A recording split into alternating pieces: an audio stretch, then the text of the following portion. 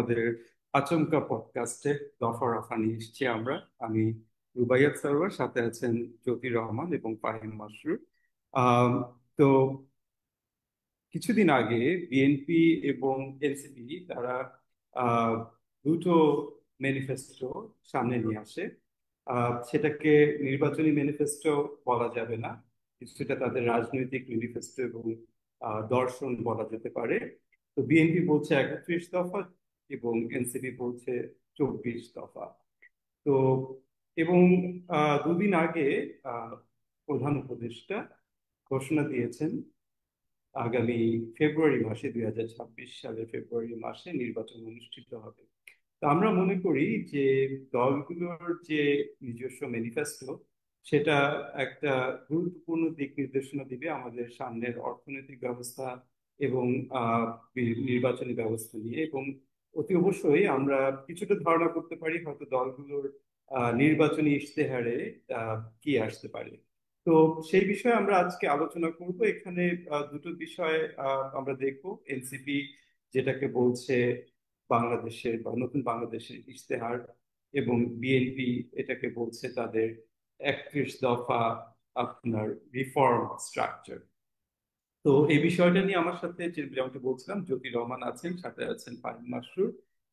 জ্যোতি রহমান, কেমন আছেন? আসসালামু আলাইকুম, সবাই ভালো আছি। আমি জানি আপনি বেশ নিবিড় ভাবে এই বিষয়টা পর্যালোচনা করছিলেন। তো আপনাকে স্বাগত জানাই আমাদের আজকের অনুষ্ঠানে। ধন্যবাদ, ধন্যবাদ। ফাহিম মাসরুর, কেমন আছেন? জি, ধন্যবাদ রুবায়াত। ভালো আছি সব। আশা করি অন্যরাও ভালো আছে সবাই। আমি জানি আপনি ভীষণ এক্সাইটেড হয়ে আছেন, অনেকগুলো ঘটনা দুর্ঘটনা সবকিছুই ঘটছে আমাদের রাজনৈতিক ধারাবাহিকতায়। তো সেই ধারাবাহিকতায় আমরা দফা রফা নিয়ে হাজির হয়েছি আপনাদের কাছে। তো আমি প্রথমে চলে যেতে চাই জ্যোতি রহমান আপনার কাছে। আহ এই 31 দফা এবং 24 দফা, বিএনপি যেটা বলছে 31 দফা এবং এনসিপি যেটা বলছে 24 দফা, এই বিষয়টা কেন গুরুত্বপূর্ণ এবং এই বিষয় নিয়ে আলোচনাটা কেন গুরুত্বপূর্ণ? ধন্যবাদ। আম, প্রথমে বলি যে দফা রফা ঠিক আছে। আমাদের দেশে তো নির্বাচনী ব্যবস্থার দফা রফা হয়ে গেছে তিনটা ইলেকশন আগেই। সেই জন্য ওই তিনটা ইলেকশন নিয়ে আমরা কেউই আওয়ামী লীগের কয়টা দফা আছে এটা আপনি জিজ্ঞেস করলে পরে কেউই বলতে পারবে বলে আমার মনে হয় না। দফাই রফা হয়ে গেছে। তো আমরা দফাকে ফিরিয়ে নিয়ে আসছি, বা রাজনৈতিক দলগুলি বিএনপি এবং এনসিপি দুজনেই প্রচণ্ড ধন্যবাদ প্রাপ্য যে তারা দফাগুলিকে ফিরিয়ে নিয়ে এসেছে। বিএনপির 31 দফা তারা বেশ কয়েক বছর ধরেই এগুলোর কথা বলছে। সেই 2022 মানে 2023 থেকে বোধহয় বলছে, 24শে জানুয়ারি নির্বাচনের আগে থেকে। এনসিপি নতুন দল, ফেব্রুয়ারিতে শুরু, কিন্তু তারাও তাদের 24 দফা আইডেন্টিফাই করেছে, প্রকাশ করেছে অগস্টের 3 তারিখে নতুন বাংলাদেশের ইতিহাস। দফাগুলি গুরুত্বপূর্ণ because they give us a context যে এই পার্টিগুলি ক্ষমতায় গেলে পরে তারা কি কাজ করতে চায়, কি নিয়ে কাজ করতে চায়, হোয়াট আর দেয়ার প্রায়োরিটিস। হ্যাঁ, সেটা নিয়ে আমরা কিছুটা আইডিয়া পেতে পারি। That's important. আমরা তো নাগরিক সমাজ থেকে বা পলিসি ওয়াংস হিসেবে, ইকোনমিক কমেন্টেটর হিসেবে বা লেখালেখি করি যারা, উই অলওয়েজ সে যেরকম যে we want politics to be about policies and we want politics to be about ideas, not personalities, not মানে historical mudslinging. We don't want those kind of things. আমরা চাই যে এরকম যে পার্টিগুলিতে বলবে যে এরকম যে তাদের প্রায়োরিটিস কি, তাদের আইডিয়াস কি, অ্যান্ড সেটা নিয়ে আমরা জাজ করব। সো অন দ্যাট বেসিস আমার মনে হয় যে মানে বিএনপি এবং এনসিপি দুটো পার্টিকেই কমেন্ট করা উচিত আমাদের সবার পক্ষ থেকে, to present their ideas on the table. এখন আমাদের কাজ হচ্ছে যে এই আইডিয়াগুলি নিয়ে চিন্তা করা, যেরকম যে কোন আইডিয়াটা কিভাবে, কেন ভালো বা খারাপ, বা what is missing, or what is too general or too specific or practical not practical, সেগুলি নিয়ে আমরা কথা বলতে পারি। And I expect there will be a lot of discussion, lot of debate. I I would be disappointed যদি আমরা তিনজনেই সবকিছু একইভাবে অ্যাগ্রি করি, বিকজ যদি আমরা সবাই অ্যাগ্রি করি তাহলে মানে, ওয়েল, যদি কোনো ভালো আইডিয়া হয় তাহলে সেটা আমরা সবাই অ্যাগ্রি করি, দ্যাটস ফ্যান্টাস্টিক। কিন্তু chances are with this kind of things there is always scope for debate, and that would be useful. আশা করি দর্শকদের এটা ভালো লাগবে। আশা করি আম, আমরা তো আর আজকে 1 ঘন্টায় সবকিছু শেষ করতে পারবো না, 24 দফা 31 দফা অনেকগুলি দফা, কিন্তু আশা করি আমরা এটা কন্টিনিউ করব মানুষ শুনবেন, দেখবেন, মতামত জানাবেন, পার্টিসিপেট করবেন, এটাই। অনেক ধন্যবাদ জ্যোতি ভাই। আপনি যেটা বলছিলেন আর কি যে আওয়ামী লীগের আমলে দফা একেবারে রফা হয়ে গিয়েছিল, হয়তো আমরা কোনো পার্টির দফা সম্পর্কে জানতে পারিনি, এবং বিএনপি এই বিষয়গুলো হয়তো আরো অনেক আগে এনেছে, এবং এনসিপিও আপনার তার জন্মের মাত্র 6 মাসের মধ্যে এই ইশতেহারটা নিয়ে এসেছে, তাদের পুরো ইশতেহার অবশ্যই কমেন্ডেবল। এবং আমি যতটুকু জানি এনসিপির যে 24 দফা, এটা তারা বলছে এটা চলমান, অর্থাৎ এটা আপনার এটাই ফাইনাল না, এটা তাদের প্রথম ভার্সন, এবং সেটা হয়তো আপনার তারা আপডেট করবে। তারা আমি জানি তারা আমাদের কাছ থেকে, নাগরিক সমাজের কাছ থেকে প্রতিক্রিয়া চান, সেই বিষয়ে জানতে চান যে নাগরিক সমাজ কেমন মনে করছে তাদের প্রথম 24 দফার ভার্সনটিকে। তো আমার মনে হয় যে সেই বিষয়েও তারা আমাদের আলোচনা থেকে ডেফিনেটলি উপকৃত হবেন। ফাহিম ভাই, আপনার মতে আহ, আর কি কি উপযোগিতা আছে এই আলোচনার? ধন্যবাদ রুবায়েত। আসলে জ্যোতি যেরকম বলল যে আমরা যেই রাজনীতিতে অভ্যস্ত ছিলাম গত 15-16 বছর ধরে, আমরা আশা করেছি বা করছি যে সেটা একটা গুণগত পরিবর্তন হবে। আমরা তো আসলে আমাদের সবচেয়ে সবার মানে একটা বড় ব্যাপারটাই ছিল যে আসলে আমাদের দেশের গণতান্ত্রিক আহ, যাত্রাটা যাতে শুরু করতে পারি। তো আমরা আসলে গত বছরের 5ই আগস্টে যেই অভ্যুত্থান বলি বা বিপ্লব বলি, সেটা দিয়ে আসলে আমরা আহ, আশা করছি যে আমাদের একটা রাজনৈতিক কালচারের একটা মৌলিক পরিবর্তন হবে, এবং সেটা যখন ইলেকশন হবে, কম্পিটিটিভ পলিটিক্স হবে, তখন আসলে যে কোনো পলিটিক্যাল পার্টি চাবে তারা আসলে নাগরিকদের জন্য কি নিয়ে আসবে বা কি কমিট করবে। এবং সেগুলো যত বেশি আসলে সুস্পষ্ট হয়, খুব জেনারেল না হয়, যেটা জ্যোতি বলল যে শুধুমাত্র ব্যক্তি নির্ভর না, বা ইভেন অনেক ক্ষেত্রে পরিবার নির্ভর না, মাচ মোর ইস্যু ভিত্তিক। এটা স্বাস্থ্য হতে পারে, শিক্ষা হতে পারে, কর্মসংস্থান হতে পারে, যে সকল ব্যাপারগুলো আসলে সাধারণ আমাদের নাগরিকদের দৈনন্দিন জীবনযাত্রায় সরাসরি ইম্প্যাক্ট ফেলে, তো সেইগুলি সম্পর্কে আসলে সুস্পষ্টভাবে রাজনৈতিক দলগুলো কি ভাবছে সেটা জানার অধিকার আছে। তো সেই জিনিসটা নিয়ে আসলে আমরা কথা বলবো, এবং কথা শুধু বলবো না, আমরা ডিবেটও করব, এবং এই ডিবেটটাই আসলে গণতন্ত্রের সৌন্দর্য। তো আমি মনে করি যে আহ, আমি আমিও আসলে বিভিন্ন রাজনৈতিক দলগুলোকে ধন্যবাদ জানাচ্ছি যে অ্যাটলিস্ট তারা নিয়ে আসছে। তাদের অফকোর্স অনেক অপূর্ণতা থাকবে বিভিন্ন ব্যাপারে, বাট আমরা নাগরিকরাও যদি আসলে তাদেরকে এটাতে ফিডব্যাক না দেই, তারাও তো আসলে মানে নিজেদের এগুলিকে ফাইন টিউন করতে পারবে না। তো আমার কাছে মনে হয় যে এটা একটা ভালো উদ্যোগ। তো আজকে আই এম লুকিং ফরওয়ার্ড এই আলোচনাটার ব্যাপারে, যেখানে আসলে আমরা বিভিন্ন দফা নিয়ে আসলে ব্যবচ্ছেদ বলি বা অ্যানালাইসিস, ক্রিটিক্যাল অ্যানালাইসিস যদি বলি, সেটা আমরা করবো বলে আশা করছি। ধন্যবাদ। অনেক ধন্যবাদ। তো আমি সেই ক্ষেত্রে জ্যোতি রহমান আপনাকে স্বাগত জানাচ্ছি। আপনার দফাগুলোকে একটু রফা করার ব্যবস্থা করেন, আমাদেরকে কি অর্থ? একটু একটু ব্রাউজ থ্রু করেন যে বিএনপির 21 দফা এবং এনসিপির 24 দফায় কি আছে, আমরা একটু আচ্ছা, দ্রুত দেখে ওকে, আসি। শিওর। সো আই মানে 31 দফা আর 24 দফা, I wanted to do a comparison. So সেই জন্য I made up a power point slide show. আমি দেখি সেটা আগে শেয়ার করি। এটা হতে হতে let me also just note to other things. প্রথমটা হচ্ছে যে যেরকম 24 দফা ইজ নট ফাইনাল এনসিপির, বিএনপিও কিন্তু বলেছে যে যে 31 দফা is also subject to revisions, feedback and updating and so on. So দুটোই কিন্তু ইয়ে করছে। আমরা আরো এক্সপেক্ট করবো যে এরকম যে দি আদার লার্জ পার্টিস যারা আছেন, large and small. So for example আমরা কিন্তু জানি না যে জামাতের দফাগুলো কি কি, and I think we should ask them as well যে এরকম যে আপনাদের আপনাদের ভিশনস কি, আপনারা দেশে গেলে পাওয়ারে আসতে পরে আপনারা কি করতে চান, সেটাও আপনারা দফা দিকে দিয়ে জানান, সো দ্যাট আমরা সবাইকেই কম্পেয়ার করতে পারি। আচ্ছা, আম, আমি এই স্লাইড ইয়ে থেকে, যেহেতু 31 ভার্সাস 24, 1 টু 1 তো কম্পারিজন করে মুশকিল। সো আমি ইট কুড বি সাবজেক্টিভ, কিন্তু হোয়াট আই ডিড যে বিভিন্ন থিম বা বিভিন্ন টপিকস নিয়ে বা ইস্যুস নিয়ে দেন আই লুকড অ্যাট যেরকম যে পার্টিগুলি কি বলছে। সো ফর এক্সাম্পল একটা হচ্ছে কনস্টিটিউশনাল রিফর্ম নিয়ে কি বলছে, বিএনপির কিছু আছে, এনসিপিরও কিছু আছে। এনসিপির বিগ থিং ইজ যে second republic and new constitution. বিএনপির অনেকগুলি দফা আছে এটা নিয়ে। আহ, মানে অ্যাটলিস্ট 8টা স্পেসিফিক দফা কনস্টিটিউশন নিয়ে আছে।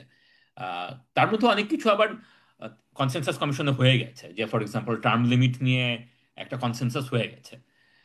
আবার অনেক কিছু এখনো হয়নি, যেমন আপার হাউস নিয়ে এখনো, মানে আপার হাউস হবে অ্যাগ্রি হয়েছে, কিন্তু কিভাবে হবে সেটা নিয়ে কথা হয়নি, and so on.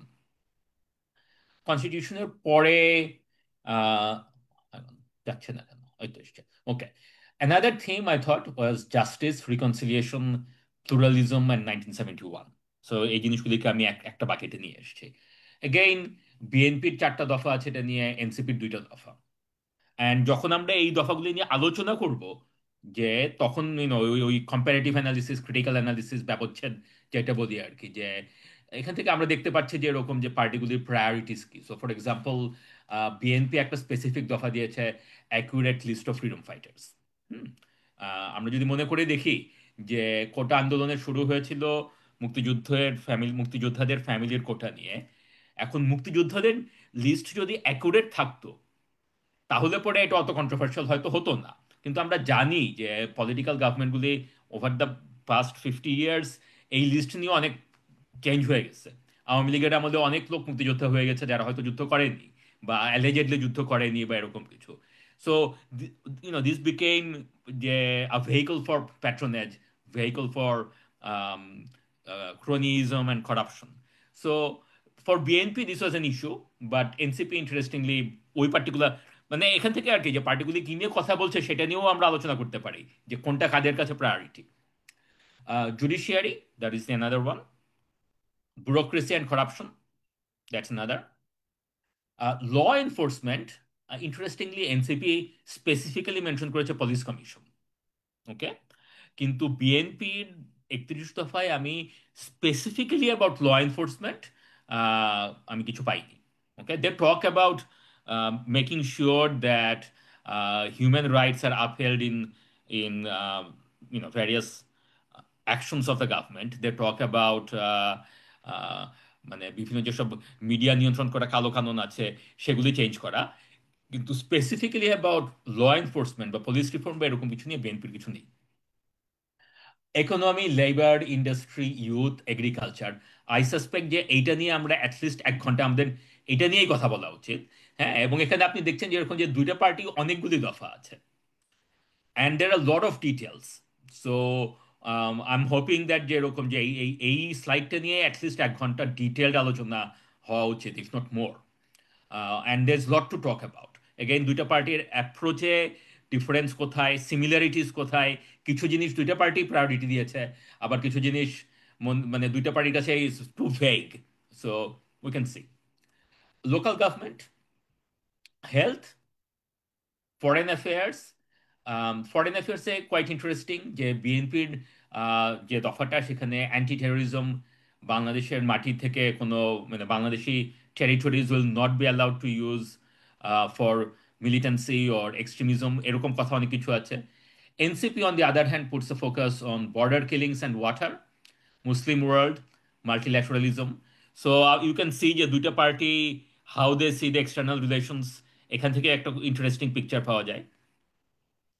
Education and technology, again, something we should spend a lot of time কোনো একটা এপিসোডে।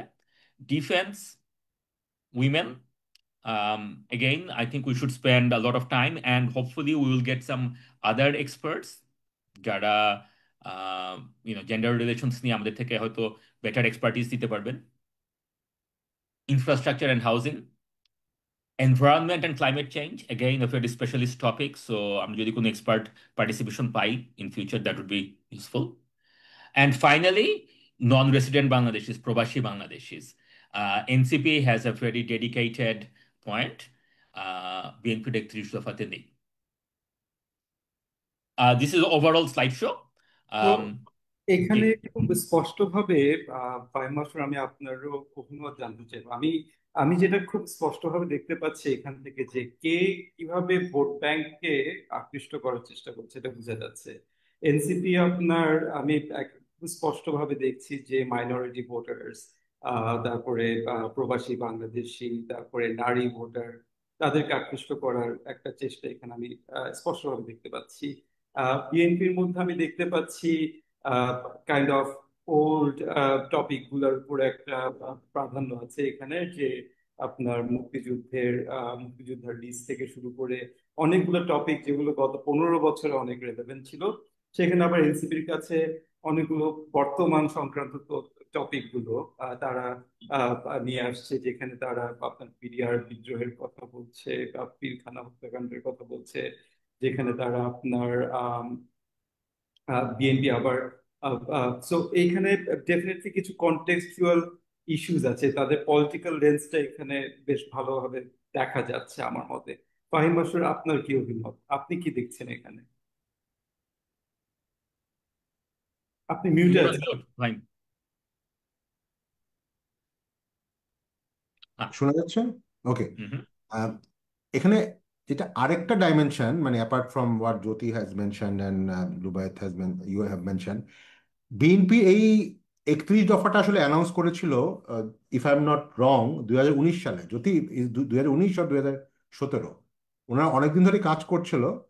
আহ, অনেকদিন ধরে কাজ করছিল ওনারা 2016-তে, হুম, হুম, 2014-তে না 13-তে, 2013-তে ওনারা ভিশন 2030 দিয়েছিল।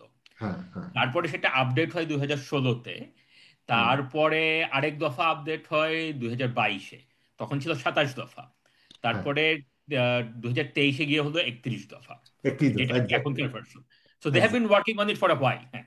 Yes. হ্যাঁ। তো আমার কাছে মানে ওইটার কনটেক্সট, মানে যদি আমি ওই সময়টার কনটেক্সট দেখি এবং 2025 সালের কনটেক্সট দেখি, আমরা জানি যে আসলে এটা একেবারেই মানে অলমোস্ট আকাশ, আর রাত আকাশে, রাত দিনের মতো একটা ব্যাপার। তো সেই জায়গাটাতে আসলে আমি মনে করি বিএনপি কিছুটা হয়তো, যেমন ইউ জাস্ট মেনশন দ্যাট, কিছু কিছু জায়গায় কিন্তু বিএনপি টাচ করেনি, হ্যাঁ, পার্টিকুলারলি ফরেন পলিসি পার্সপেক্টিভ। এবং আমরা জানি যে আসলে তারও তো একটা প্র্যাকটিক্যাল কনটেক্সট আছে, যে তারা কতদূর ওই সময়ে কতটুকু অ্যাগ্রেসিভ যেতে পারতো, যেটা হয়তো এনসিপির এই বর্তমান সময়ের প্রেক্ষাপটে তাদের থেকে এইটাই আসলে এক্সপেক্টেড। তো এবং ওই সময়টা 2023-এ আসলে বিএনপি থেকে নাগরিকদের এক্সপেকটেশন যে আসলে অনেক বেশি ছিল তা না। নাগরিকদের এক্সপেকটেশন ছিল যে বিএনপি গণতন্ত্রের জন্য লড়াই করবে, গণতন্ত্রের জন্য জীবন দিবে। তো সেটা কিন্তু মাচ মোর, হয়তো কিছুটা বিএনপির ওই জায়গাটাতে বেশি ফোকাস ছিল rather than nation building. Whereas I would say that এনসিপির ক্ষেত্রে, অফকোর্স, যেহেতু আমরা একটা ডেমোক্রেটিক ট্রানজিশন এবং রিফর্ম কথাটার মধ্যে, এই সিচুয়েশনের মধ্যে দিয়ে যাচ্ছি, এবং আমি দেখেছি যে এনসিপি কিন্তু বেশ কিছু জিনিসপত্র ইন্সপিরেশন পেয়েছে যেই নাগরিক, মানে যেই কনসেনসাস কমিশন, যে বা 160টার মতো যে রিফর্ম প্রপোজালগুলো আছে, তার থেকে কিন্তু কিছু কিছু জিনিস কিন্তু এনসিপি নিয়েছে, উইচ ইজ গুড। বাট আমি মনে করি ওই জায়গা থেকে এনসিপির হয়তো সুযোগ ছিল আরেকটু ডিসরাপটিভ হওয়া। কারণ এনসিপির তো আসলে আমরা জানি এর মধ্যে একটা ইউথ আছে। ইউথ ইটসেলফ আসলে বিএনপির 31 দফা যারা করেছে তাদের মধ্যে অনেকেই আসলে 60-70 বছরের মানুষজন। তো তাদের আসলে by definition they are suppose to be very conservative. মানে অনেক কিছুই হয়তো চিন্তা, মানে একটা কিছু বলার আগে 10 বার চিন্তা করবে, উইচ ইজ অলসো, মানে which has merit on its own. But এনসিপির যারা আছে, আমি ভেবেছিলাম তারা হয়তো আরেকটু অ্যাগ্রেসিভ হবে, আরো একটু ডিসরাপটিভ অ্যান্ড ইনোভেটিভ হবে। তো সেই জায়গাটাতে আমি, অফকোর্স, ফার্স্ট অফ অল, মানে উই কমেন্ট যে তারা এই জিনিসটা নিয়ে এসছে, যেটা আমরা আসলে অনেকদিন ধরেই বলছিলাম যে অ্যাজ এ নিউ পার্টি তাদের আসলে ভিশন কি, লং টার্ম ভিশন কি, সেটা তো আমাদের জানতে হবে, যার নাগরিক জানতে হবে। বাট আমার এক্সপেকটেশন ছিল তারা আরেকটু ডিসরাপটিভ হবে। আচ্ছা, যে আমি বলছি না যে সবকিছু তারা ভেঙে দিবে, বাট হয়তো, মানে অ্যাজ ইউজুয়াল, যেই জিনিসগুলো রিফর্ম কমিশন বলছে তার থেকেও আগ বাড়িয়ে রিফর্ম প্লাস টাইপের কিছু তারা হয়তো আসবে। তো আমরা তো ডিটেল কথা বলবো আপনি বিভিন্ন তো ইস্যু। ফাইম ফাইম মাসুর, আপনি এনসিপির ঘাড়ে আরো বোঝা চাপিয়ে দেওয়ার আগে, ওরা ডিস্টার্ব হয়নি বলে আরো বোঝা চাপিয়ে দেওয়ার আগে আমরা একটু আলোচনাটা ভাঙি, যে কি আছে কি নাই। অনেকগুলো বিষয় আছে মনে হচ্ছে, অনেক বিষয় নাই। আহ জ্যোতি রহমান, দুটো প্রপোজালেই কোন বিষয়টি নাই এমন না, কোন বিষয় সেটাতে কি প্রস্তুত সেটাতে যাওয়ার আগে আমি আর একটু একটু একটু হিস্টোরিক্যাল কনটেক্সটের কথা বলতে চাচ্ছিলাম। Is that okay? অ্যাবসলিউটলি, আমার মনে হয় যে দ্যাটস ভেরি ইম্পর্টেন্ট। বাট যারা শুনছেন আমাদেরকে, আমরা আজকে আলোচনা করছি বিএনপি এবং এনসিপি যথাক্রমে 31 দফা এবং 24 দফা তাদের যে আহ, আহ, দর্শন বা ম্যানিফেস্টো তারা বলছেন, পার্টি ম্যানিফেস্টো আমরা বলছি, নির্বাচনী ইশতেহার নয়। তো সেই আপনার পার্টি ম্যানিফেস্টো নিয়ে আমরা কথা বলছি। তো যদি রহমান, প্লিজ আমাদেরকে একটু হিস্টোরিক্যাল কনটেক্সটটা বলেন। Thank you, thank you. Historical কনটেক্সটটা বলার জন্য যেটা ইয়ে আর কি, যে রুবায়েত আপনি যেটা বললেন যে এটা পার্টি ম্যানিফেস্টো, ইলেকটোরাল ম্যানিফেস্টো না, দুটো দলের জন্যই। ইলেকটোরাল ম্যানিফেস্টোতে তারা পরে দুটো পার্টি বোধহয় ইলেকশনের আগে দেবে যে তারা স্পেসিফিক্যালি কংক্রিট কি করবে সেটা নিয়ে। সো সেইখানে কি আছে এবং কি নাই, আমি ওই হিস্টোরিক্যাল কনটেক্সট দিয়েই সেটা ইয়ে করি, ব্যাখ্যা করি। ঠিক আছে? আমাদের ইতিহাসে দুইটা দুটো হিস্টোরিক্যাল দফা ছিল that played tremendous role in our history in very different ways. হ্যাঁ, একটা হচ্ছে শেখ মুজিবুর রহমানের 6 দফা। So this was announced in February 1966। সেটা মাত্র 6টা দফা। অ্যান্ড দফাগুলা ছিল খুবই কংক্রিট, খুবই প্রিসাইজ। দফাগুলি বলেছে যে তৎকালীন পাকিস্তানে would become a federal parliamentary republic. তখন পাকিস্তানের প্রেসিডেন্সিয়াল ফর্ম অফ গভর্নমেন্ট ছিল, and it was not a democratic government, it was Ayub খানের ডিক্টেটরশিপ ছিল আর কি। So Sheikh Mujib propose that Pakistan would be a federal parliamentary republic, এবং east Pakistan would have maximum autonomy. And এই maximum অটোনমিটা খুব ক্লিয়ারলি ডিফাইন্ড। কিভাবে maximum autonomy? They would have their own separate taxation powers, all fiscal expenditure powers. They would have their separate balance of payment. Huh? So, which basically means that they would have either their own currency or their own monetary policy, whichever way you want to look at it. Huh? So, these were very concrete, very defined দফা, and quite technical. I mean, দফাতে পরিষ্কার করে বলে দেওয়া আছে যে taxation পাওয়ার থাকবে, expenditure পাওয়ার থাকবে, ফরেন ট্রেড পাওয়ার থাকবে। বেসিক্যালি ডিফেন্স আর ফরেন পলিসি ছাড়া সবকিছু ইস্ট পাকিস্তানের আলাদা থাকবে। অ্যান্ড মাত্র 6টা দফা, 6টা দফা, কিন্তু প্রত্যেকটা দফাই কোয়াইট ডিটেলড, দ্যাট যে এক্স্যাক্টলি কি করবে। মানে আওয়ামী লীগ যদি ক্ষমতায় যেত, শেখ মুজিবুর রহমান যদি ক্ষমতায় যেতেন, প্রাইম মিনিস্টার হতেন, উনি কি করতেন সেটা স্পেসিফিক্যালি বলে দেওয়া ছিল যে উই ওয়ান্ট, মানে this is the end result and this is how we are going to do it. End result হচ্ছে ইস্ট পাকিস্তানের ম্যাক্সিমাম অটোনমি। আর how are you going to do it? We are going to do it through এই জিনিসগুলি: fiscal policy, monetary policy, trade policy. As an economist this is quite amazing যে খালি যে বাংলাদেশের ইতিহাসে তা না, আমার ধারণা যে সাবকন্টিনেন্টের ইতিহাসে আর কোনো ইলেকট্রাল কোনো দফাই এত প্রিসাইসলি ইকোনমি বেসড ছিল না। So that is amazing. আচ্ছা, জিয়াউর রহমানের 19 দফা was a very different kind of product. Okay, 19 is much bigger number than 6। Okay, কিন্তু প্রত্যেকটা দফা ওয়াজ আ পাঞ্চি সেন্টেন্স। সো এই 19 দফা covered whole gamut of things, basically starting from রাষ্ট্রের মূলনীতি all the way to youth and environment and agriculture, everything. So 19টা different topics নিয়ে প্রত্যেকটা টপিকের উপরে একটা করে দফা। কিন্তু এই দফাগুলি, ইচ অফ দ্য দফা ওয়াজ এ পাঞ্চি সেন্টেন্স। যেমন আমরা যদি এডুকেশনের দফাটা দেখি, এডুকেশন দফাটা ছিল যে নিরক্ষরতা দূর করা হবে। সো 1977, জিয়াউর রহমানের দফাগুলি অ্যানাউন্স করা হয় 19 দফা 1977-এর শুরুতে। জিয়াউর রহমান যখন প্রেসিডেন্ট হন 1977-এর এপ্রিলে, তখন this was his 19 points that was announced, এবং এই দফাগুলির উপরে উনি একটা রেফারেন্ডাম ডাকেন। সো 1977-এর কনটেক্সটে বাংলাদেশের এডুকেশনে biggest challenge according to Ziaur Rahman was illiteracy. Okay, now এইটা আমি মানতে পারি, নাও মানতে পারি। মেবি 1977-এ যদি আমার ওই বয়স থাকতো, আমি হয়তো বলতাম যে না, আমার ইলিটারেসি থেকে বেশি ইম্পর্টেন্ট হইতেছে higher education, maybe. Okay, okay, so if you believe that then you don't support Ziaur Rahman, that's fine. কিন্তু if you want to know যে এডুকেশন নিয়ে জিয়াউর রহমানের ভিশনটা কি, মানে হোয়াট ইজ হিজ প্রায়োরিটি, একটা সেন্টেন্সেই আপনি বুঝতেছেন যে হিজ প্রায়োরিটি ওয়াজ নিরক্ষরতা দূরীকরণ। Okay, so this was a very, again, very punchy, very clear, যেরকম যে জিয়াউর রহমান প্রেসিডেন্ট হয়ে কি করতে চায়। Whether you agree or not is a different thing. তো আমি যদি ওইভাবে চিন্তা করি, আমার মনে হয় যে এরকম যে বোধ বিএনপির এখনকার 31 দফা এবং এনসিপির 24 দফা, এটা নাইদার শেখ মুজিবের 6 দফা নর জিয়াউর রহমানের 19 দফা। And ideally you would want, I would want to have either of both, either or both, মানে আইদার 6 দফার মতো, যে আমি নট অনলি আমি এটা করতে চাই, আমি সেকেন্ড রিপাবলিক চাই, সেকেন্ড রিপাবলিকটা এক্স্যাক্টলি কি জিনিস হবে সেই জিনিসটা আমি বুঝিয়ে দিতে পারি 6 দফাটা যেরকম ছিল।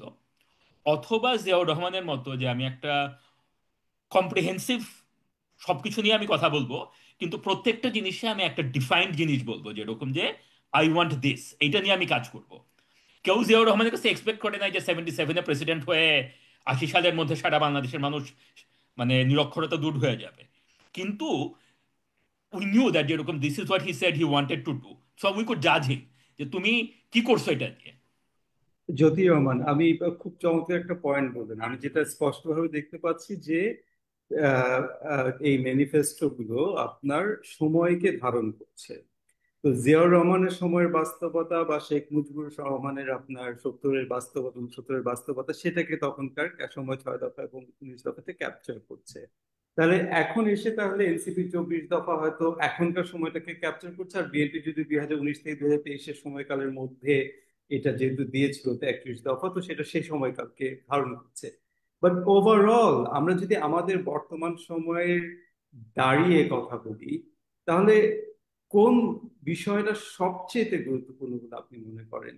আহ নির্বিশেষে, দলমত নির্বিশেষে আমরা যদি এই দফাগুলো দেখতে চাই, তাহলে আপনি ব্যক্তি জ্যোতি হিসেবে কোন দফাটা আপনি ডেফিনেটলি দেখতে চান? এবং একই প্রশ্ন ফাহিম মাস্টার আপনার কাছেও।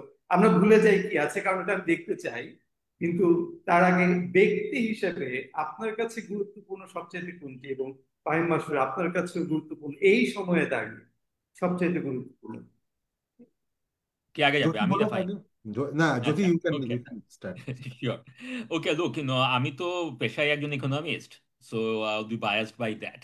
ঠিক আছে। আহ, আমার কাছে এই মুহূর্তে এই 2025-এর বর্তমান বাংলাদেশ এবং 2026-এর ফেব্রুয়ারিতে যারা নির্বাচিত হবে, তারা তো 5 বছরের জন্য নির্বাচিত হবে। সো আগামী 5 বছরের জন্য আমার কাছে মনে হয় যে সিঙ্গল মোস্ট ইম্পর্ট্যান্ট ফ্যাক্টর বাংলাদেশে হচ্ছে জবস। ওকে, ওয়েল পেইং বা you know living wage paying income, paying job as formal as possible. এটা যদি মানে প্রতি বছর আমাদের অ্যাটলিস্ট 1 মিলিয়ন করে মানুষ লেবার ফোর্সে আসতেছে, আমরা যদি তাদের জবস মিট না করতে পারি, তাহলে পরে nut of the other things make any difference. Fahim master আপনার কাছে? শিওর। আমার আসলে জ্যোতি অ্যাকচুয়ালি টুক মাই পয়েন্ট। ভাবছিলাম আমি আপনাকে যে চান্স দিছিলাম, আপনি জবস নিলেন না। থেকে জবস নিয়ে গেল বোধহয়। হ্যাঁ, তাহলে মানে আমি I will take the liberty যে একটা তো ইকোনমিক মানে অ্যাসপিরেশন পার্সপেক্টিভ বললো, ওকে, দ্যাট ইজ কমন, পুরো 100% কমন। বাট আমি একটা নন ইকোনমিক পার্সপেক্টিভে আরেকটা, let me pick one thing.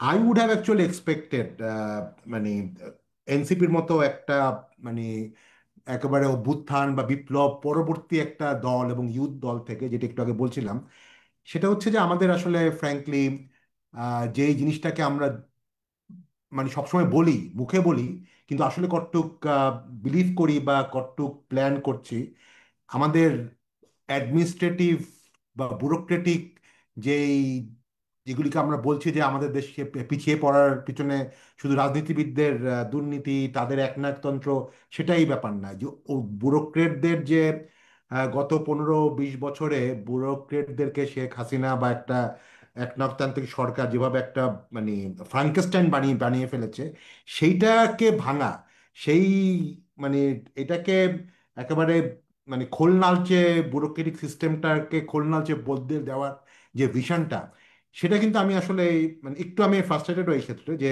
আমি ওরকম কোনো ভিশন দেখি নাই যে তারা কি করবে। আমি যদি একটু পড়ি 5 নম্বর 24 দফার 5 নম্বর দফাটাতে বলা আছে সেবামুখী, এনসিপির সেবামুখী প্রশাসন ও দুর্নীতি দমন। বলা হচ্ছে বাংলাদেশে আমলাতন্ত্রকে দলীয়করণের মাধ্যমে শোষণের হাতিয়ার হিসেবে ব্যবহার করা হয়েছে। অফকোর্স আমরা প্রশাসনের সকল প্রকার রাজনৈতিক হস্তক্ষেপ বন্ধ করব। আমলাতন্ত্রকে সুদক্ষ ও সেবামূলক প্রতিষ্ঠান হিসাবে গড়ে তুলতে আমরা উন্নত প্রশিক্ষণ ও ও বিভিন্ন খাতে যোগ্য বিশেষজ্ঞদের সরকারের অধিকতর অংশগ্রহণ নিশ্চিত করব। নিয়োগ, বদলি, পদায়ন ও প্রমোশনের ক্ষেত্রে মেধা ও যোগ্যতাই হবে একমাত্র মানদণ্ড। সরকারি কর্ম কমিশনের সকল প্রশাসনিক নিয়োগের ক্ষেত্রে সততা, নিরপেক্ষতা বজায় রেখে যথাযথ নিয়োগ কাঠামো তৈরি হবে, করব। সরকারি সেবায় কাগজ, সময়, সরাসরি উপস্থিতি প্রয়োজন কমিয়ে ডিজিটাল গভর্নেন্স চালুর প্রতি আমরা বিশেষ গুরুত্ব দিব। এই এই জিনিসগুলো কিন্তু দেখেন, এগুলি কিন্তু সবই হচ্ছে মানে অলরেডি আমাদের আহ, মানে এই অন্তর্বর্তীকালীন সরকার কিন্তু এই কাজগুলি করেছে। দলীয়করণ বন্ধ করেছে, তারপরে হয়তো কিছু করাপশনের বিরুদ্ধে একটা ব্যবস্থা নিচ্ছে, কিন্তু আমরা কিন্তু দেখছি যে আসলে এর কোনো ভিজিবল, 1 বছর হয়ে গেল, ভিজিবল কোনো ইম্প্যাক্ট কিন্তু আমাদের সিটিজেন লাইফে হয়নি। এটার সবচেয়ে মেইন কারণ হচ্ছে আমরা কিন্তু সিস্টেমটাকে, স্ট্রাকচারটাকে, মানে এসওপিটাকে, ক্ষমতাটাকে একই বজায় রেখেছি। তো সেই জায়গাটাতে আসলে একেবারে মানে খুব আনকমফোর্টেবল হলেও হাত দিতে হবে। তো সেটা মানে সেটা এনসিপি সাইড থেকে আরো বেশি এইটাকে রেইজ করাটা উচিত ছিল, কারণ এনসিপি তো জানে যে তারা হয়তো এখনই ক্ষমতায় আসছে না। বাট বিএনপি আসুক বা অন্য কেউ আসুক, তাদেরকে যাতে সে এই প্রেশারটা দিতে পারে, এটাও কিন্তু আসলে একটা ভিশন প্রেজেন্ট করা উচিত ছিল, এবং that would have been a unique proposition. কারণ আমরা তো জানি আসলে এটা প্রোডাক্টটাকে সেল করতে হবে, তার রাজনৈতিক প্রোডাক্টটাকে সেল করতে হবে। সে বলতে পারতো যে আমি আসলে ব্যুরোক্রেসিকে আমি হাত দিব, ব্যুরোক্রেসিকে আমি রিস্ট্রাকচার করব। কিন্তু এইটা কিন্তু একটা লস্ট অপরচুনিটি ফর এনসিপি। বা কারণ এটা তো সবাই জানে, প্রতিটা নাগরিকই আসলে আমরা মনে করি যে আমাদের পিছিয়ে থাকার one of the major reason, একদিকে যেরকম আমাদের রাজনীতিকদের অদক্ষতা এবং রাজনীতিকদের দুর্নীতি, আরেকটা হচ্ছে আমাদের এই প্রশাসন বা আমলাতন্ত্রের এই এই তাদের যে ওভার ক্ষমতায়ন যদি বলি, বা দুর্নীতি তো অফকোর্স, বাট তাদের ক্ষমতাটাও কিন্তু অনেক ক্ষেত্রে আমাদের সবকিছুকে তারা মানে পিছনে টেনে রাখছে। তো এই জায়গাটাতে ফ্র্যাঙ্কলি আমি আহ, মানে correct me if I M রং, যদি বিএনপির 31 দফার মধ্যেও আমি আসলে খুব দেখিনি।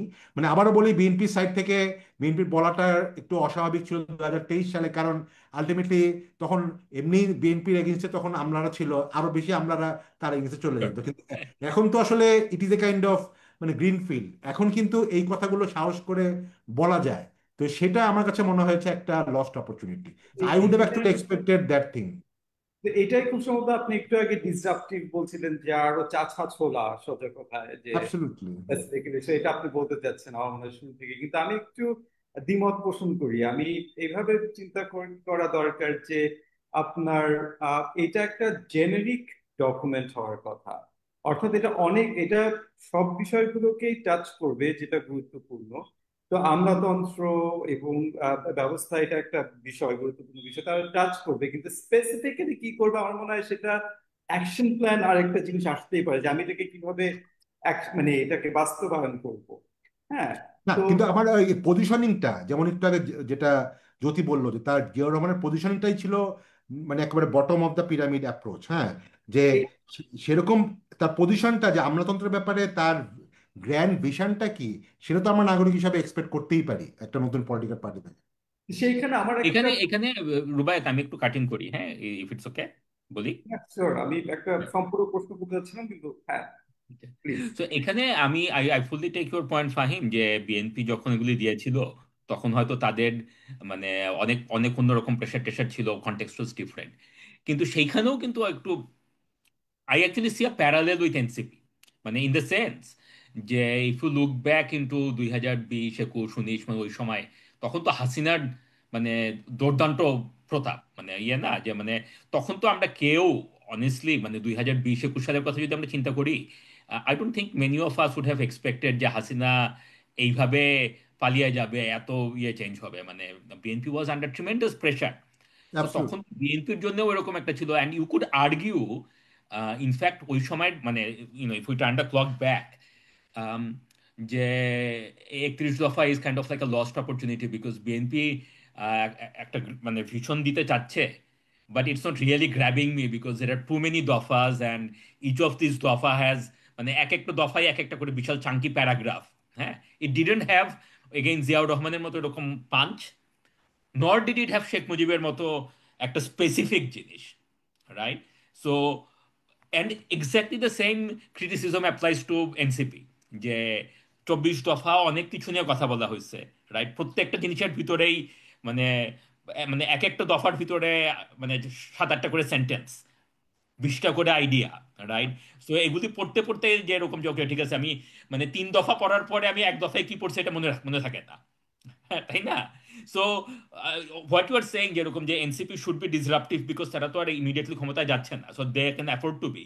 ওই সেন্সে কিন্তু আমরা বিএনপির বলতে পারি যেরকম যে বিএনপিও 2020 সালে বা 22 সালে they should have come up with something more, মানে মোর গ্র্যাবিং, রাইট? সো যেরকম এগেন শেখ মুজিবের 6 দফা যেরকম ওয়াজ গ্র্যাবিং, যে মানে একদমই পুরো পাকিস্তানে এত অটোনমি হবে, আমাদের নিজেদের কারেন্সি থাকবে, ট্যাক্স পলিসি থাকবে, ইয়ে থাকবে, রাইট? সো এটা যদি তখনকার আমলে এরকম পলিসি ওরিয়েন্টেড অ্যান্ড ইয়েট ক্যাচি জিনিস করা সম্ভব ছিল সেই 60s-এ বা 70s-এ জিয়াউর রহমানের সময়, এখন আমরা দুইটা পার্টির কাছে কেন সেরকম পাচ্ছি না? না, আচ্ছা আমি এখানে অ্যাকচুয়ালি বলি বিএনপি কিন্তু কখনো ক্লেম করে না তার একটা বিপ্লবী নেচার আছে। বিএনপি কিন্তু সবসময় মানে একটু ইনক্রিমেন্টাল পার্সপেক্টিভে, এবং Sure, বিএনপি কিন্তু sure. একটা অনেক ক্ষেত্রেই জিওপলিটিক্যাল বা ইভেন লোকাল অ্যাডমিনিস্ট্রেশন কেউ মানে একেবারে সবার এগেনস্টে সে চলে যায় না। সে অফকোর্স বিএনপি ফট এগেনস্ট এ পলিটিক্যাল ফোর্স, সে হয়তো চায় নাই হয়তো অনেক বেশি শত্রু বানাক আর কি। হ্যাঁ, তো তাও ঠিক, তাও ঠিক। আমি And একটু that is also an important point আসলে, যে ওইটাও আমরা চিন্তা করা যেরকম যে sorry Rubayat again to cut in, হ্যাঁ, যে মানে যে that is a fundamental thing যেরকম যে বিএনপি ইজ নট আ বিপ্লবী party, and that should be acknowledged as well, that if you are expecting disruptive change from BNP, well, this is not, তারা তো কোনো সময় ক্লেম করেনি সেটা। Sorry Rubaiyat আমি বলেন। আমি যেটা বিষয় বলতে চাচ্ছি, আমি মানে আমি দ্বিমত পোষণ করি যদি এটা বলি যে এনসিপি ক্ষমতায় যাচ্ছি না এটা চিন্তা করে তার ইশতেহার লিখবে। আমার মনে হয় যে সেটা তারা করবে না। তারা সেটা করাটা করবে এই ভাবাটাও মনে হয় ঠিক না। কারণ হচ্ছে যে আমি যখন লিখছি আমি তখন এটা এটা ভেবেই লিখবো যে আমি ক্ষমতায় গেলে কি করব, এখন আমি ক্ষমতায় যাব না এই জন্য কি করবো, এভাবে কিন্তু কেউ লিখবে না। তো আমার মনে হয় যে এনসিপি যেটা করার চেষ্টা করেছে, তারা 24 দফায় সময়কে ধারণ করার চেষ্টা করেছে, এটা বোঝা যাচ্ছে। তারা তাদের ভোট ব্যাংককে তারা কিভাবে দেখে এবং তাদের ভোটটাকে তারা কিভাবে আকৃষ্ট করবে সেটা চিন্তা করেছে তারা। এবং এবং বিএনপির ক্ষেত্রেও আমরা দেখছি যে তারা সাধারণভাবে সার্বিকভাবে BNP as an old party, তাদের কিছু মূলনীতি আছে সেগুলোর বিষয়ে আমরা দেখছি। কিন্তু একটা জায়গায় আমার কাছে কেন জানি মনে হচ্ছে, এটা আপনারা কনফার্ম করবেন, আমার কাছে কেন জানি মনে হচ্ছে যে সুশাসন এবং সুশাসন প্রতিষ্ঠার জন্য যে ফান্ডামেন্টাল ইস্যুস গুলো, নির্বাচনী ব্যবস্থা, আপনার সুষ্ঠু নির্বাচন, সেইখানে কি এনাফ কনভিকশন নিয়ে কথা বলা হয়েছে কিনা। আমি যেটা এটাকে এভাবে বলি, ইকোনমিক্স এর ভাষায় যদি আনি, যে we have necessary conditions but we also have necessary and sufficient conditions. আমি যদি চিন্তা করি নেসেসারি এন্ড সাফিসিয়েন্ট কন্ডিশন, ওদের দুটাতে আমি নেসেসারি কন্ডিশনস গুলো দেখছি, but do they have the sufficient conditions? That's my question. Jyoti. সেটার জন্য আমাদেরকে প্রবাবলি ওয়ান বাই ওয়ান ডিটেলে ঢুকতে হবে। তাহলে আমরা ঢুকি, আমরা একটা একটা করে ঢুকি। তাহলে লেটস গো আপনার স্লাইড থেকে। আমরা আজকে পাঁচ আমরা আমরা আজকে পাঁচটা নিয়ে কথা বলি। আর আমাদের আছে সময় কত আর ভাই? আমাদের হাতে আর 23 মিনিট সময় আছে। 23 মিনিট সময় আছে। হ্যাঁ, আহ আমার মনে হয় পাঁচটা আমার মনে একটা হয়, দুটা ইকোনমিক আর বাকিগুলো তো মানে ইনস্টিটিউশনাল আমরা টাচ করতে পারি। আই থিঙ্ক ইকোনমিকটা আমাদের সময় লাগবে একটু অনেক বেশি। আচ্ছা। মানে মানে আমার মনে হয় আর কি যে আমি আপনি রুবাইয়াত আমরা তিনজনেই পেশা ইকোনমিক্স, তো আমরা probably will get carried away, but আমরা কনস্টিটিউশন দিয়ে শুরু করি, তারপর দেখি যে কত দূর চাই, ঠিক আছে? আচ্ছা, okay. So once again I will put the slide up and then Rubaiyat আপনি তারপর বলেন, মানে guide us through the discussion, ঠিক আছে? So we are going back to the slide. দেখা যাচ্ছে কি? আসেনি এখনো? হ্যাঁ, কামিং। কামিং, আচ্ছা, ওকে। সো সো বিএনপি কি কি বলেছিল? বিএনপি প্রথমে যেটা বলেছিল যে সেটা হচ্ছে যে they want to have a constitutional reform commission, যাদের 2 বছরের ইয়ে থাকবে আর কি, মানে 2 বছরের ম্যান্ডেট থাকবে। এই 2 বছরে তারা কনস্টিটিউশনে কি কি চেঞ্জ দরকার সেগুলি আহ, একটা প্রসেস থ্রুতে করে রেকমেন্ড করবে, এবং তারপরে পার্লামেন্ট সেটা ডেলিবারেট করে এনাক্ট করবে। আহ, যে জিনিসগুলি তার উপরে থাকবে সেটা হচ্ছে কেয়ারটেকার গভর্নমেন্ট ফিরিয়ে আনবে। Uh, they talk about rebalancing power between the executive, judiciary, and legislature. They talk about term limit, upper house, Article 70, election commission reform, and reforms to public institutions through legislation and parliamentary vetting for appointments. Specifically mention করেছে parliamentary vetting for appointments to key constitutional, statutory, and public institutions. ওকে, এর মধ্যে অনেক কিছু কিন্তু already হয়ে গেছে।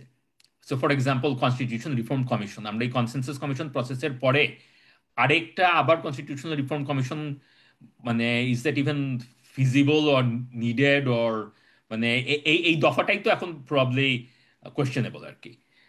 Caretaker government মোটামুটি সবাই অ্যাগ্রি করে নিয়েছে, বাট এক্সাক্ট ফাইন টিউনিং এর ডিটেলস আছে, and we can talk about that.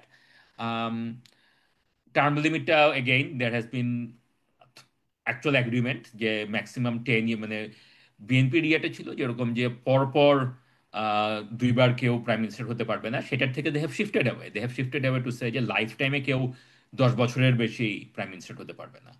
So sort of again something has been decided, so এটা নিয়ে আর, so this দফা has been actually, এই দফাটা রফা হয়ে গেছে। um, Election commission reform again, this has been agreed upon যে election কমিশনকে কিভাবে অ্যাপয়েন্টমেন্ট করা হবে। They will still probably need to legislate যে এক্সিস্টিং যে লটা আছে 2022 সালে আওয়ামী লীগের তৈরি করা, সেই লটা তো চেঞ্জ করতে হবে probably two reflect what has been agreed আপন ইন দ্য কনস্টিটিউশন, মানে এখন কনসেনসাস কমিশনে বলা যেটা করা হয়েছে সেটা কনস্টিটিউশনে অ্যামেন্ড করা হবে হয়তো, কিন্তু তারপরে সেটার ডিটেলটা তো একটা আইন করে করতে হবে। So there is probably scope for that. এই 9 নম্বর দফা যেটা, যে reforms to public institutions through legislation and parliamentary vetting for appointments, এইটা আমার মনে হয় একটা খুব সিগনিফিক্যান্ট একটা দফা, যেটা অ্যান্ড ফার রিচিং। কারণ আমরা যদি আসলে চিন্তা করি যে these bodies, constitutional bodies such as Anti-Corruption Commission and such as Public Service Commission, এই বডিগুলি স্ট্যাচুটরি অর্গানাইজেশনস যেগুলি আছে, for example Bangladesh bank and so on. So এই বডিগুলিতে কিভাবে অ্যাপয়েন্টমেন্টস দেওয়া হবে বা কি তাদের পারফরমেন্স কি হবে, তাদের পারফরমেন্স রিভিউটা কিভাবে হবে, আহ, এই জিনিসগুলি তো these are all governed by specific legislation. প্রত্যেকটা ইনস্টিটিউশনের জন্যই একটা করে লেজিসলেশন আছে। And also for appointments historically, মানে ডেফিনেটলি আওয়ামী লীগের সময় তো এগুলি প্রত্যেকটাতেই পার্টিসান অ্যাপয়েন্টমেন্ট হয়েছে, তার আগের গভর্নমেন্টগুলির সময় হয়েছে, not as bad as Awami League, but it's always been a slippery slope. So we want to make sure, and BNP 31 দফাতে, 9 নম্বর দফাতে স্পেসিফিক্যালি বলা হয়েছে যে এই পার্টিসান অ্যাপয়েন্টমেন্টগুলি কিভাবে অ্যাভয়েড করতে হবে, and one of the mechanisms is parliamentary vetting. হ্যাঁ, যে পার্লামেন্ট উইল হ্যাভ, এক্সিকিউটিভই অ্যাপয়েন্ট করবে, প্রাইম মিনিস্টারই বা ক্যাবিনেটই ডিসাইড করছে যে এরকম যে এখানে কাকে অ্যাপয়েন্টমেন্ট দেওয়া হবে, কিন্তু সেই nominee will be vetted by parliament. This is a very important দফা, যেটা um, মানে BNP has not retracted from it, which is good. And as civil society, as মানে নাগরিক হিসেবে আমাদের উচিত এই জিনিসটা বিএনপিকে সবসময় মনে করে দেওয়া, যেরকম যে আপনাদের দফা এটা আছে, সো দ্যাট তারা যখন পাওয়ারে গিয়ে ওই আইনগুলি অ্যামেন্ড করে বা নতুন আইন তৈরি করে এবং নতুন অ্যাপয়েন্টমেন্ট করে, we should hold them to account for it and say যেরকম যে ওকে এই নমিনিগুলিকে ভেট করা উচিত। এটা হলো বিএনপির সাইডে। On the NCP side, and I think I see Fahim, আপনি যেটা বলছিলেন যে they could have been more disruptive, because when I look at it, it is actually kind of disappointing. So প্রথমটা হচ্ছে যে অনেক সুন্দর সুন্দর কথা করে যেটা বলা হচ্ছে সেটা হচ্ছে যে we need a second republic and a new constitution. Okay, কিন্তু again if I go back to Sheikh মুজিবের 6 দফা অ্যাজ আ কম্প্যারিজন পয়েন্ট, যে শেখ মুজিবের আগেও অনেক, মানে পূর্ব পাকিস্তানের অনেক নেতারাই বলেছে যে এরকম যে বাঙালির অধিকার দরকার, স্বায়ত্ত শাসন দরকার, হ্যান ত্যান, এগুলি সুন্দর সুন্দর কথা। কিন্তু 6 দফাতে Sheikh Mujibur Rahman was very precise যে what do I mean by maximum autonomy, by maximum autonomy I mean this specific things. হ্যাঁ, সো এইটা যদি 66 সালে শেখ মুজিব করতে পারে, 2025 সালে এনসিপি সেকেন্ড রিপাবলিক বলতে, আমি তো এখনো ভাই বুঝি না যে সেকেন্ড রিপাবলিকটা অ্যাকচুয়ালি ফার্স্ট রিপাবলিকের থেকে মানে নতুন কি হবে। অনেক কিছু হবে, মানে সো শেখ মুজিব যদি বলতো যে আমি সোনার বাংলা চাই, I would have said the same thing, যে ভাই তুমি সোনার বাংলা দিয়ে, সোনার বাংলাটা কি হবে, এটা কি আমি খাবো না মাথায় দিব?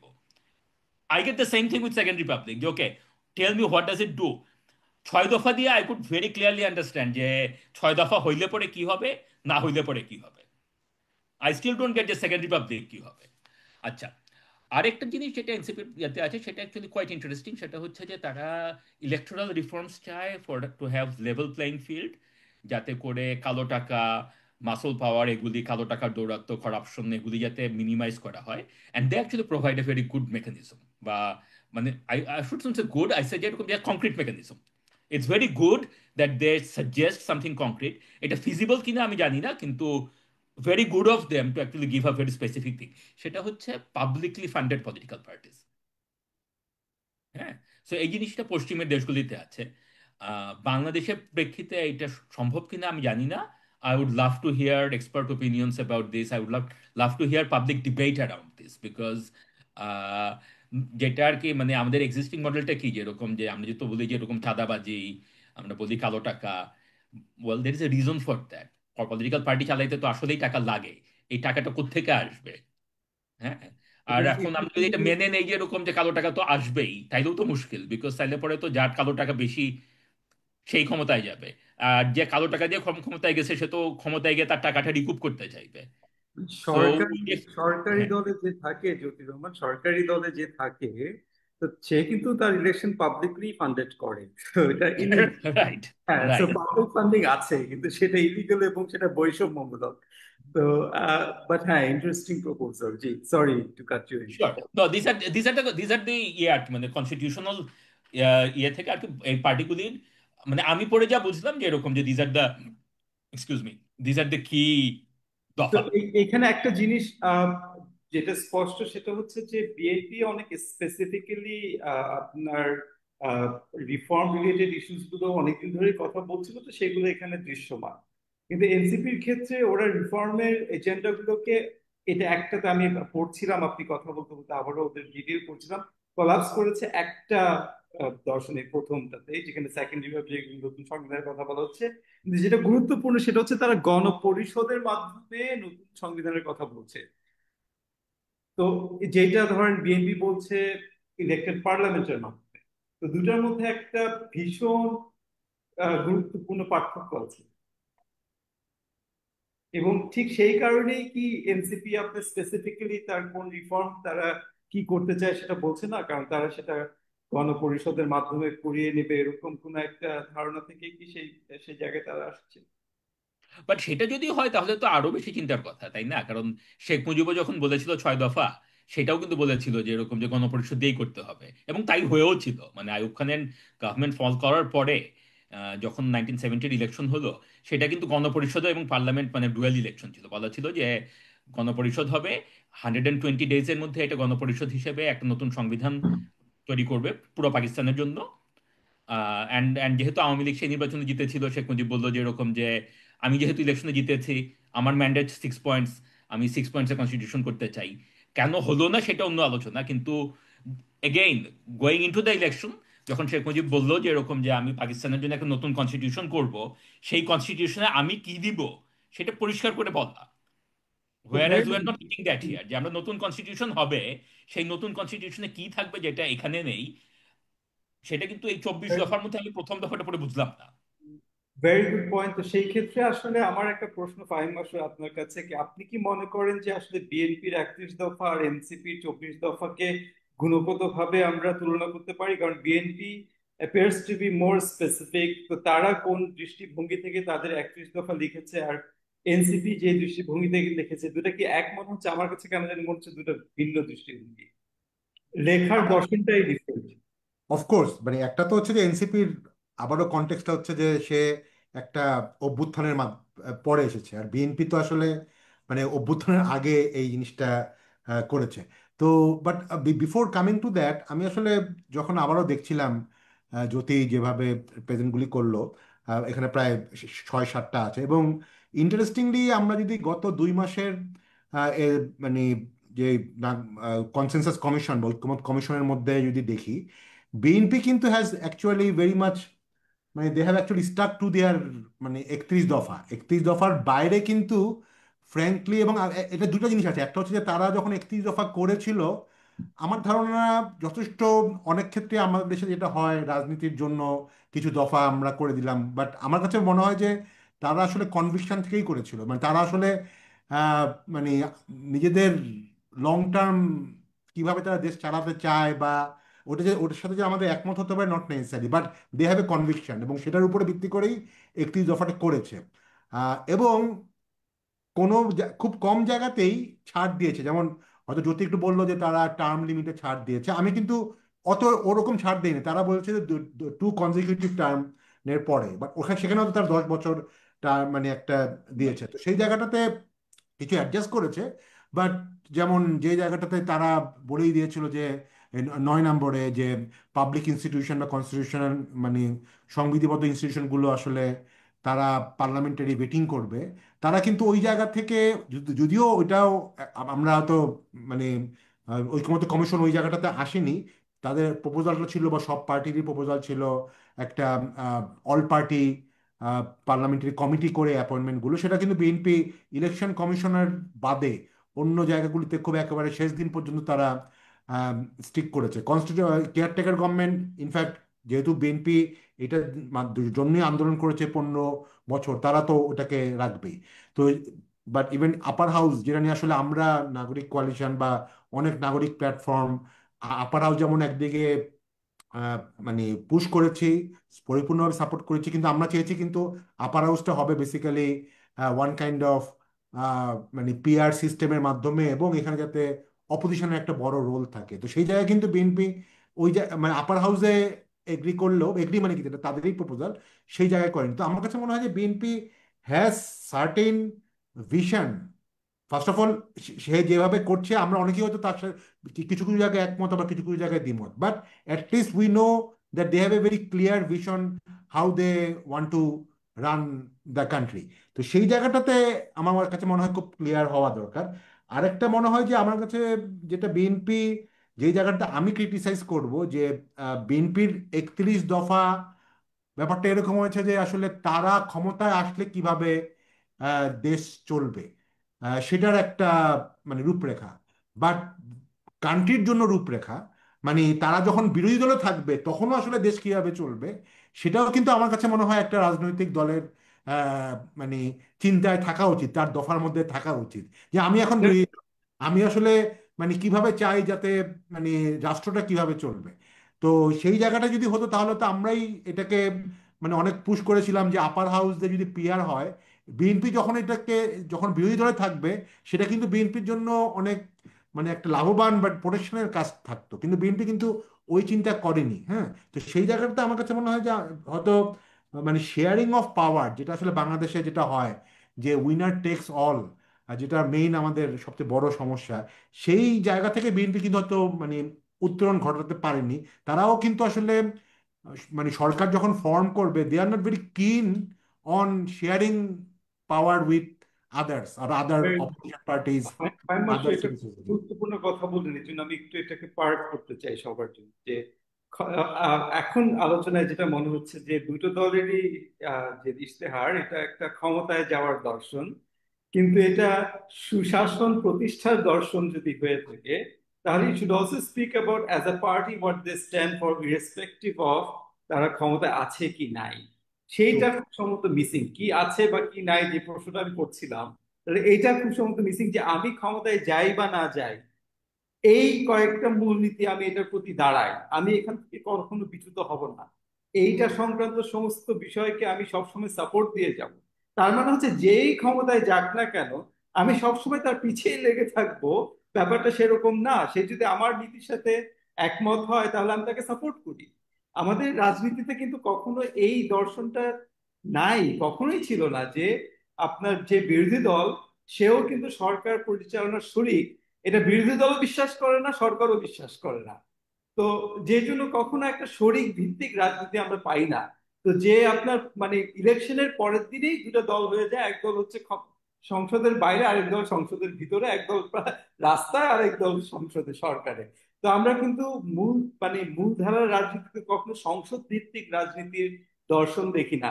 এবং আমি হয়তো ব্যক্তিগতভাবে যেটা আমি চাই সব দল বলুক, সেটা হচ্ছে সে ক্ষমতায় থাকুক বা না থাকুক, সে সংসদ ভিত্তিক রাজনীতিকে শক্তিশালী করার জন্য কাজ করবে। এই কথাটা কারো মূলধারায় নাই, কারো বক্তব্যে নাই। আপনারও কি So, একই এখানে মত? এখানে what I would say is যে আমি যদি এগেইন হিস্টোরিক্যালি এটা দেখি, আই উড সে যেরকম যে ফর এক্সাম্পল জিয়াউর রহমানের 19 দফা, because this were action oriented, I could interpret it as যে ঠিক আছে, আমার যদি আসলে মনে হয় যে এরকম যে illiteracy is the most important thing, and Ziaur Rahman president হয়ে বলতেছে যে এরকম যে সে এটাতে কাজ করতে চায়, আই ক্যান জাজ হিম এগেইনস্ট দ্যাট, যে সে 5 বছরে কি করলো। অ্যান্ড ইকুয়ালি যারা অপোজিশনে আছে তাদেরকেও আমি বলতে পারি যে ওকে, জিয়াউর রহমান তো বলতেছে যে সে নিরক্ষরতা দূরীকরণ করবে, আপনাদের চিন্তা কি এটা ব্যাপার নিয়ে, right? So the advantage of having that kind of action oriented punchy দফা is that it's easier to hold them accountable. আপনি বলছিলেন আপনি এটা করবেন, অ্যান্ড আপনি কিছু করতে পারেন নাই, ইজ মাচ ইজিয়ার। হোয়ার যদি বলা হয় যে এরকম যে say for example say rebalancing power between executive, judiciary and legislature, হ্যাঁ, এটা তো একটা খুব ভেগ অ্যান্ড ওপেন এন্ডেড অনেক ইয়ে হইতো আর কি। সো বিএনপি কিছু না করেও বলতে পারে যে এরকম যে আমরা তো শেখ হাসিনার মতো দেশ চালাচ্ছি না, ওইটাতেই তো রিব্যালেন্সিং হয়ে গেছে, রাইট? মানে হ্যাঁ, অ্যান্ড দ্যাটস ট্রু যে মানে anything is improvement over Sheikh Hasina, কাজে রিব্যালেন্সিং তো খানিকটা হইলই। কিন্তু ইজ দ্যাট এনাফ? আমি আমি 5 বছর পরে, আমি যদি 5 বছর পরে যারা ক্ষমতায় আছে, লেটস সে যে বিএনপি ইলেকশনে জিতে ক্ষমতায় আসলো, আমি 5 বছর পরে তাকে কিভাবে জাজ করব? এটা কিন্তু একটু ট্রিকি। এনসিপিটাও তাই, এক্স্যাক্টলি একই জিনিস, যেরকম যে আপনারা ক্ষমতায় যেতে আসলেন, এসে সেকেন্ড রিপাবলিক করলেন, সেকেন্ড রিপাবলিকে আমি কি পেলাম সেটাই তো আমি যেহেতু বুঝি নাই, তাইলে পরে আপনি এটা পেয়ে যে আমার লাভ হলো না ক্ষতি হলো আমি বুঝবো কিভাবে? একটা হাইপোথেটিক্যাল কোশ্চেন আই কান্ট একটু resist to ask Jyoti, do you think that যদি বিএনপি 31 দফাটা 2025 সালে দিত এরকম কনটেক্সটে, would it be little bit more conservative or more, I would not say disruptive, but সেটা আরেকটু বেশি ভিশনারি হতো কিনা? What is your take?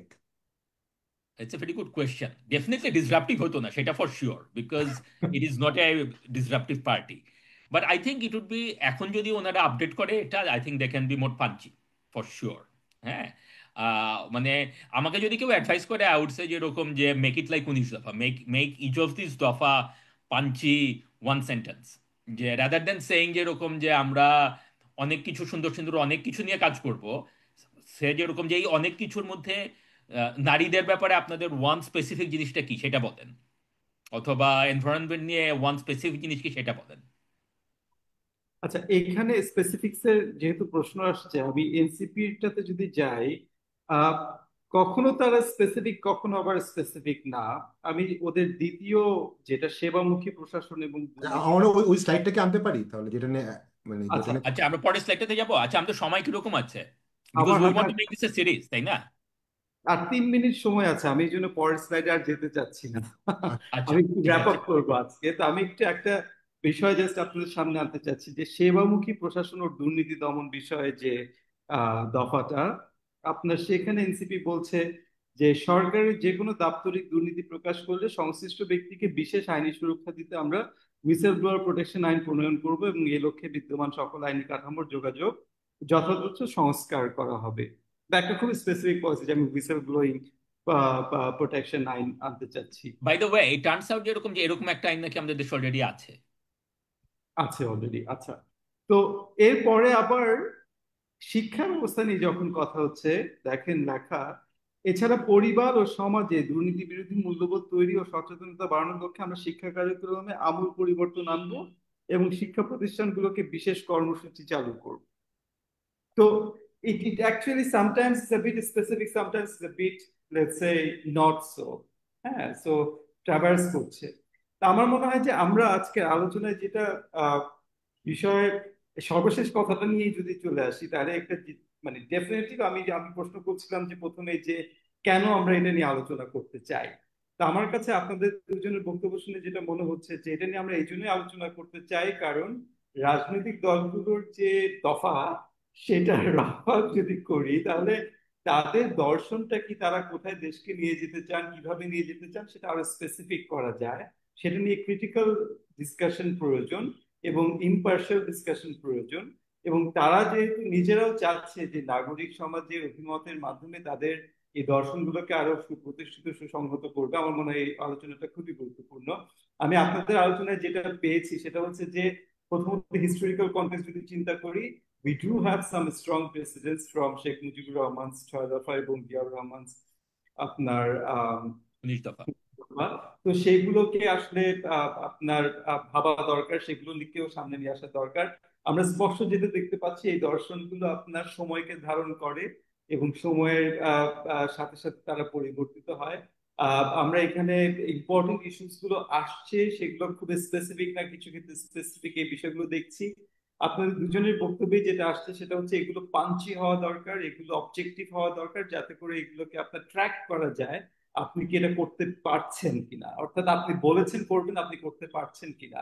তো সেই ক্ষেত্রে সেটা হচ্ছে 24 দফা বা 31 দফা, are they too many or are they not so many? So মানে কয় দফা হলে আসলে সবচাইতে ভালো দফা সেটাও আমরা জানি না, এটা 9 দফা কি 11 দফা কি 13 দফা কি 17 দফা।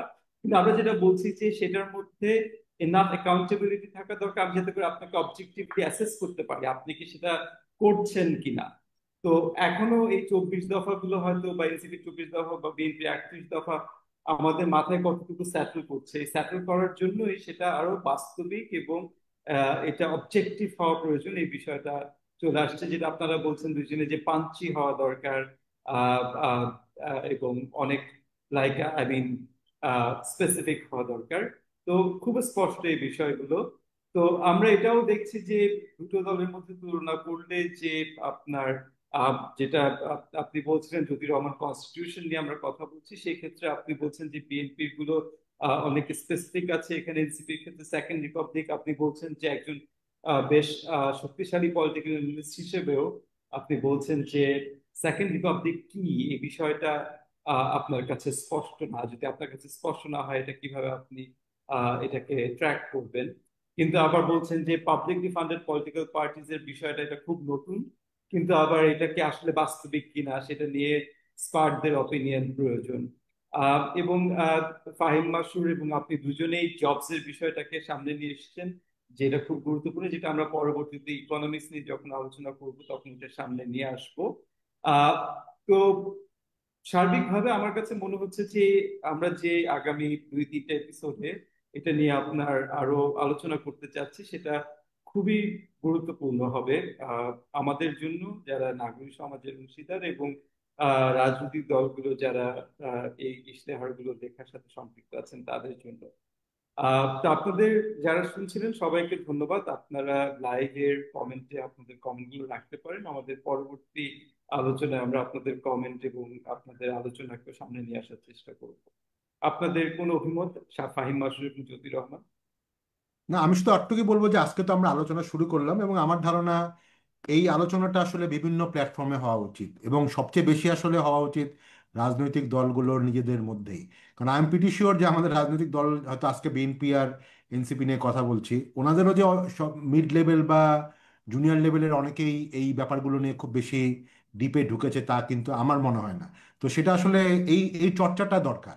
এই চর্চাটা নাগরিকদের মধ্যেও যেরকম দরকার, রাজনৈতিক দলগুলোর মধ্যে দরকার। তাহলে আসলে আমরা আমাদের রাজনীতির গুণগত যে উত্তরণ, যেটা আমরা চাচ্ছি, সেটাতে আসলে আমরা মানে রিচ করতে পারবো কিছুটা হলো। আহ, ধন্যবাদ ফাহিম অ্যান্ড রুবায়াত। এর সাথে আমি আরো অ্যাড করবো যেরকম যে I would like to see lot more discussion from আমাদের মিডিয়া, আমাদের মানে other civil society organisations and platforms and so on. আমরা আজকে পডকাস্ট শুরু করলাম, এই এই এই পডকাস্টে আজকে প্রথম এপিসোড হলো। আর এখনো তো অনেকগুলি দফা নিয়ে কথা বলা বাকিই আছে। আমার স্লাইডে 15টা স্লাইড আছে, so there are 14 other things to talk about. হ্যাঁ, সো আমরা এটা দিয়ে বলছি এই পডকাস্টে, but it should not be, it should be the very first of many such events. There are other podcast, there are other platforms, TV talk shows. হ্যাঁ, সেখানে এখানে এখানে পার্টিগুলোর লোকদেরকেও ডাকা উচিত, যাতে করে তারা তাদের পয়েন্টগুলি এক্সপ্লেইন করতে পারেন। বিএনপির নেতারা যারা আছেন, এনসিপির নেতারা যারা আছেন। And also I would again reiterate যেরকম যে ইটস অ্যাবাউট টাইম যে আমরা আমাদের কাছ থেকেও শুনি যেরকম যে ওনাদের দফাও তো আমাদের জানা দরকার। আমরা তো জানি না যে ওনারা আসলে মানে we know, so Rubayet you are here last innovation poll back in March came as a surprise to many যে জামাতের সাপোর্ট অনেক বেড়েছে হিস্টোরিক্যালি, মানে হিস্টোরিক্যালের তুলনায় অনেক বেড়েছে, হ্যাঁ, হিস্টোরিক্যাল ট্রেন্ডের তুলনায়। এবং এটা other polls are also corroborating this. So যেহেতু জামাতের সাপোর্ট বেড়েছে, all the more important that যে আমরা জামাতের কাছ থেকে শুনি যে এরকম যে তাদের তাদের দফাগুলি কি, সো দ্যাট আমরা সেটাও এখানে কম্প্যারিজন করতে পারি, যে এরকম যে বিএনপির কনস্টিটিউশন নিয়ে এগুলি বলেছে, এনসিপি সেকেন্ড রিপাবলিক বলছে, জামাত কি বলছে, তো সেটা ইয়ে হয় আর কি। So I think we should try to have this kind of discussion লট মোর।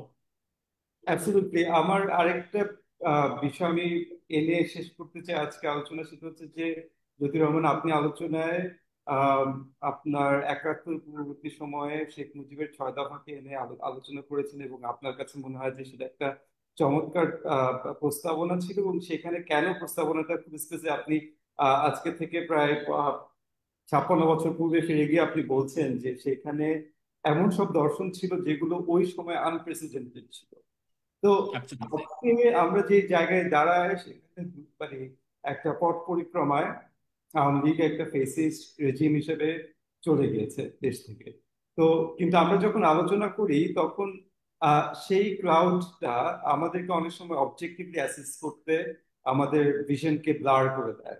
তো আমি যেটাতে খুবই সন্তুষ্ট আজকে আলোচনায়, যে আপনি যেটা মনে করেছেন আপনার জন্য, যে এটা আপনি মনে করেন যে এটা একটা সলিড প্রপোজাল ছিল আওয়ামী লীগের 6 দফা, সেটা আপনি এনেছেন এবং সে বিষয়ে কথা বলেছেন। তা আমার মনে হয় যে আমরা রাজনৈতিক দলগুলো থেকে যে দর্শন দেখতে চাই, সেই দর্শনটা হচ্ছে যে getting out of any prejudice, or let's say a sectional behavior, যে আমি এইটাকে কমপ্লিটলি রিজেক্ট করছি, এটাকে কমপ্লিটলি একসেপ্ট করছি। এই কমপ্লিট রিজেকশন এবং কমপ্লিট একসেপ্টেন্স এবং you are either with us or you are against us, হ্যাঁ, এই পলিসির কারণেই কিন্তু বাংলাদেশের আজকের এই অবস্থা। হ্যাঁ, ওটাই তো ফ্যাসিজমের প্রথম কথা, তাই না? যে এরকম যে if you are not with us then you are against, ওখান থেকেই তো ফ্যাসিজমের শুরু। এক্স্যাক্টলি।